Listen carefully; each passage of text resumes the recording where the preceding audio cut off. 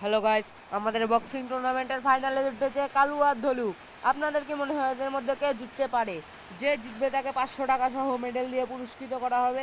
তাই এরা দুজন মেডেলের লোভে ও টাকার লোভে দুর্দান্ত মারামারিতে জড়িত। এরা কি পারবে মেডেল জিততে? আপনাদের কি মনে হয় কে জিততে পারে? যে জিতবে সে পাবে আকর্ষণীয় পুরস্কার।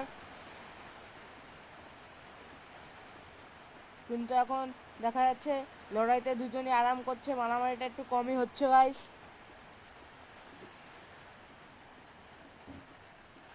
কিন্তু লড়াই মনে হচ্ছে এখানেই শেষ, আর লড়াইয়ের বিজেতা হলো কালু।